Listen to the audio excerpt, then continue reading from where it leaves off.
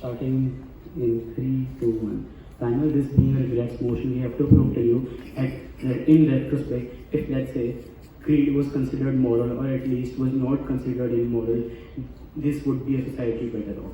I think at that point of time, like, what does greed look like, right? Greed simply is self-interest, nothing else. Greed looks like desire, it does not look like demand. Greed looks like you going ahead to want better for your own economic status, you wanting better for your own social status. It does not mean demand, which means you to go to any extent to make whatever you want come true. That is not what we characterize greed as. Because there's still restrictions as to what comes into legal, and I think that is not at that point of time in the scope of this debate. What does then immoral look like? Immoral looks like anything that is looked down upon by society and therefore is again considered, therefore is looked down, and the impact of so is deterred by society. I think at that point of time, what does status quo look like? Status quo is filled with competition. Status quo is a capitalist environment wherein you see that there's no possible reason for you to go ahead. Like, the only reason for you to advance, the only way you can advance this society is to make more money or have a more social status. That is through capitalism. So that is through advancing your social, that is through advancing your social status. It is a complete rat race of meritocracy. It is the survival of the fittest. I think at that point of time, let's understand that vilification or glorification of greed as immoral would in retrospect harm society. Three major constructs that we will run throughout our entire debate as to how would that happen. First, upward social mobility. I think that if let's say greed was not characterized as immoral, Afrophobia would end early, slavery would end early, and then the caste system would end early, right? Because when they know that it is not immoral to go ahead and ask for your own self-interest, when they realize that it is okay for you to ask what is better for your community, they'll have more incentive to do it, and therefore they'll create more impact, right? If Martin Luther King knew that he could do this at an earlier stage, and the society whites would not call it immoral, it would still lead to a better society, it would still lead to a better progressive society. Therefore it allows for upward social mobility. I think at that point of time, also understand how does this debate look like for us, right? This debate is not a celebration of hoarding of resources, but it is about thinking and acting on self-interest and how it is now in status quo considered as immoral. I think at that point of time, how do we win? Why does a characterization or why does status quo in terms of capitalism and a rat race of meritocracy then lead us to a second argument of there being a better economic availability or a better economic, about mobility economically, right? Understand that once someone, because this particular point of time, status quo still haves and have-nots, right? The have-not, while haves go ahead and are still greedy, and they make more money for themselves, which is okay. We still think that the better thing when we go ahead and characterize greed as something that is okay in retrospect would then lead for incentivization of these have-nots to make more money for themselves, to make more money for their families, to make money for their own betterment. I think at that point of time, it is just better off for their upward mobility in an economic standpoint, and therefore in terms of, let's say, corporations, or let's say in terms of capitalism, it is just something that people would then buy into, not taking. Okay, alright, moving on. I think the last third argument because of which we win this debate is understanding what their burden is, right? Their burden is not to just go ahead and say that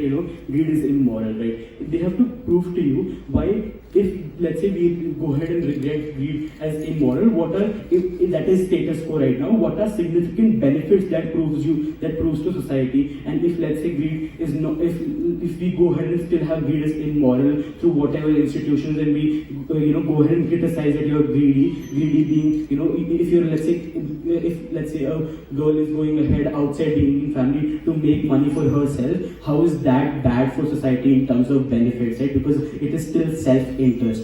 I think at that point of time, what is forbidden fruit? I think in terms of human psychology, let's look at it from that perspective, right? It looks like when you go ahead and think, if we go ahead and vilify greed, if we go ahead and characterize it as immoral in society in retrospect, it it would trigger human psychology to do more radical stuff that would then lead to my definition of demand. Right?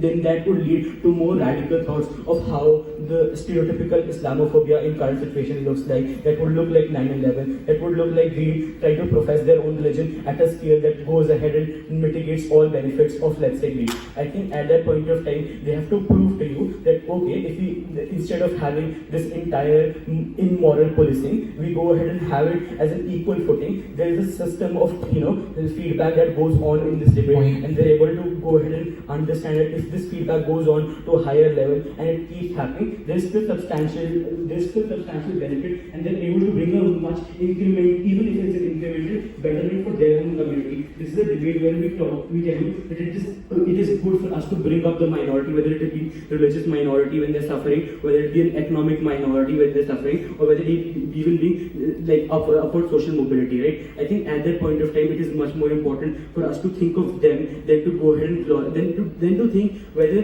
greed looks like in the topward scenario of Elon Musk or who's making the richest, who's the richest, right? I think at that point of time it is for us to take their trade-off into comparison, that even if, let's say, they're making good money, I take one.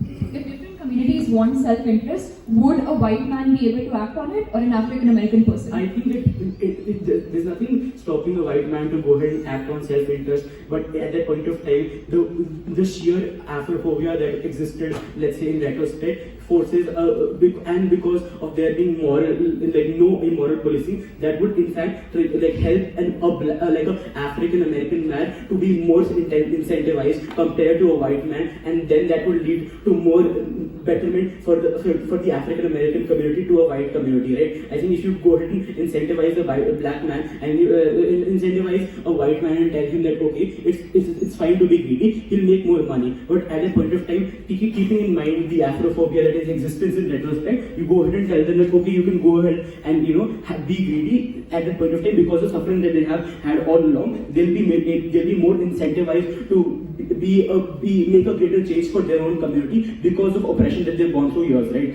I think at that point of time, let's look at how even in just this speech we win this debate because let's understand it from a very logical point of view, right? And let's understand the fact that if you go ahead and talk about their warden, that there should be very clear benefits of, let's say, anyone of creating an immoral policing for acting in your own self-interest. Everybody acts in their own self-interest, and I think that is still fine for that to win this debate at this point of time.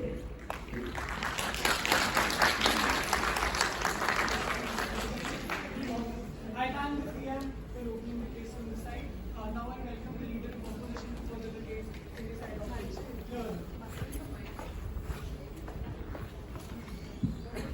I'll be starting in 3, 2, 1.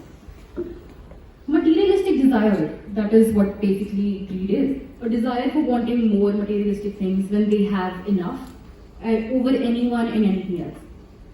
See, we need to understand that there is a difference between an aspiration and greed. What the proposition talks about is how they have, greed is basically self-interest. But what we say is that the desire to earn more money is an aspiration, but the desire to earn more money at the cost of others is greed. In the real world, the extreme spectrum of this looks like stealing, robbing, or bribery. And in the niche, more real world aspect, we talk about a co-worker not telling his colleague about his job opportunity, which was available, which he was supposed to. Basically, in their world, it is okay to vouch for their best interests at the cost of not doing the right things. Coming on, I'll have 2 rebuttals. They say that it is that people usually act out of self-interest on these 2 things. So, would a poor person with no privileges or a rich man with access to all those resources be able to act on those self-interests? Would a person would a white person with privileges or would a poor African person would be able to act on those interests? Again, they say that self-interest and maybe desire is basically what greed is, but it's not. It's something that you act on to an extreme measure which causes not only harm to yourself, but to others as well. My principal argument is, what is the bar for considering something as immoral? Firstly, If it causes third party harm, that is bad because the reciprocating effect is that you would expect someone not doing it to you, but you would continue to do it to other people. The second is that if you're greedy, and that is not only causing harm to those around you, but it is also causing harm to yourself because it harms your social relations. It harms your social relations in a way that you're able to achieve anything over the interests of your relatives or over the interests of your colleagues, which in turn makes them not like you in a way. Coming on to the practical argument is that of entrenching inequalities. A problem that is that only elite who have access to opportunities, who have access to resources, will be able to act out of self-interest, and also notice that the character of immoral is important to rich people, as their reputation is harmed when they act as immoral. However, if we don't label this as immoral, rich people would continue to engage in these activities because there's simply no one to call them out. The impact that this has is that we compromise on quality and we get they get what they might not deserve. This leads to a vicious cycle where the interests of poor people somehow often intersect with those of the rich people, and the poor people are not able to access those opportunities which they deserve. On that point, Yes. in your world, why can't poor be greedy? In our world, the poor cannot be greedy simply because they do not have access to those kind of resources. And even if they were in a world where both the people who are, for example, a person is poor and one is rich, the one who is rich and has the access will be the one who is able to go ahead and will be the one who will be able to go ahead and discriminate against the poor, and therefore they cannot be greedy. Moving on, people become more individualistic in this approach. And that is because they simply work out on their self-interests. This happens because they continue to work, they continue to engage themselves in activities that are not exactly moral, but according to the proposition they are. So we continue. On that same point, once you characterize that poor cannot be greedy because they don't have access to resources, do you realize that when they can still be greedy, and once they see that access of resources is available, they become more aspirational, which is a subset of your own argument that comes to that is concurrent with our conclusion. You basically said that greed is basically self-interest and desire, right? So, but in that case, people who have resources will not be termed as immoral, or people who are acting on this greed will not be termed as immoral, but in our world they are, and therefore they will be acted upon it. Coming on to my argument is that people become more individualistic in their approach, certainly because people stop thinking about the collective world or about the society as a whole. And all of the support that goes to a protest or a movement stops going there because suddenly nobody cares about the society, suddenly nobody cares about the environment as a whole. Not at this point, sorry. Coming on, this leads to a collective action problem, and which makes people lose their trust in the community. And notice that people divert their time, their effort, and money, and it is unfair to those people that the society is not being treated as it should be.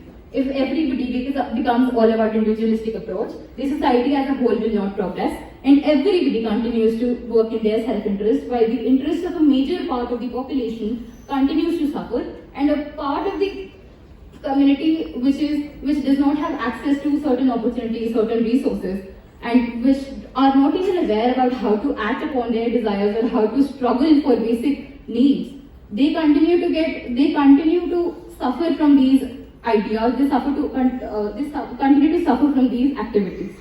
Thank you.